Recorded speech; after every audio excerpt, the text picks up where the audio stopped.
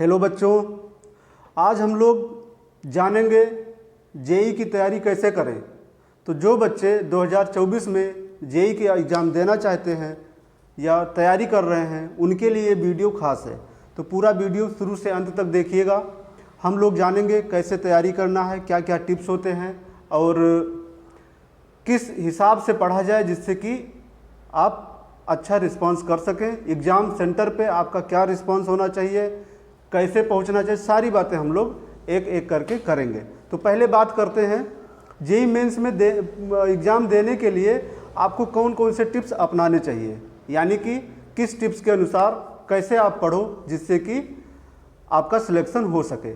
तो आपको ये जानकर हैरानी होगी बच्चों कि जो जेई में क्वेश्चंस आते हैं लगभग 45% क्वेश्चन 11th क्लास के होते हैं, बाकी के क्वेश्चंस 12th क्लास के होते हैं। तो आपको क्या करना है, 11th क्लास को अच्छे से पढ़ना है, एक एक चीज़ें तैयार करना है। जेई मेंस में मान लो कि 45% नंबर आपको लाना है तो उसके लिए क्या करना होगा, एक एक टॉपिक्स अच्छे से क्लियर करना होगा, जिसमें मैथमेटिक्स, फिजिक्स, केमिस्ट्री ये 3 सब्जेक्ट आते हैं। मैथमेटिक्स में जैसे आपका वेक्टर हो गया, अलजेब्रा हो गया, पैराबोला, इलिप्स, ये सब टॉपिक्स आपको अच्छे से पढ़ना है। साइंस की बात करें तो साइंस में जैसे फिजिक्स है, फिजिक्स में आपको ग्रेविटेशनल हो गया, काइनेटिक्स हो गया, मैकेनिक्स हो गया, थर्मोडायनेमिक्स हो गया, इन सब टॉपिक्स पे विशेष ध्यान देना है। अगर आप केमिस्ट्री की बात करते हैं तो केमिस्ट्री में आपका इनऑर्गेनिक केमिस्ट्री और ऑर्गेनिक केमिस्ट्री होता है, जिसके कि हर पॉइंट को आपको अच्छे से सीखना होगा। ठीक है बच्चों, अब जैसे बात आती है कि इस पे क्या ध्यान रखा जाए, विशेष बात आपको ध्यान रखना है।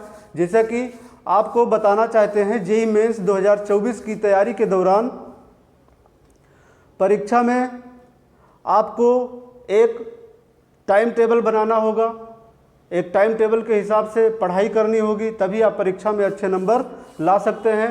तैयारी की एक विशेष योजना बना के आपको तैयारी करना होगा तो आप सफल हो सकते हैं। अब हम बात करते हैं कैसे आपको सफलता मिलेगी बेटा।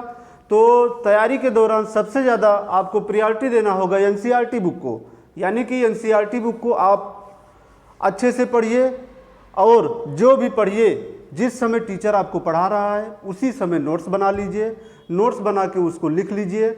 जो इम्पॉर्टेंट पॉइंट है उस पॉइंट को उसी समय नोट करिए और दिन में एक बार खुद का टेस्ट करते रहिए और जो ज़्यादा टफ टॉपिक है उसको रिवाइज करते चलिए, तो आपकी तैयारी अच्छे से होती रहेगी। ठीक है बच्चों, आगे बढ़ते हैं। परीक्षा के दिन आपको क्या विशेष ध्यान देना है।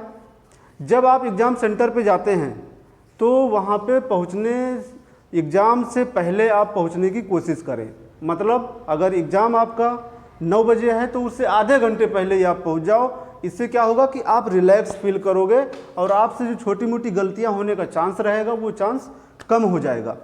ठीक है बच्चों, और परीक्षा के एक दिन पहले, जो परीक्षा के पहले वाली रात होती है, उस रात में आपको पूरे तरीके से नींद पूरा करना है। यानी कि जब आपकी नींद पूरी रहेगी तो आपके दिमाग के सोचने की क्षमता ठीक होगा। आप करते क्या हैं, जिस दिन परीक्षा है उसी दिन पढ़ते जाते, उससे होता क्या कि आपका दिमाग जो है सोचना कम हो जाता है कंपेयर टू जब आपकी नींद पूरी रहेगी। ठीक है बच्चों, तो इन सब बातों को विशेष ध्यान देना है।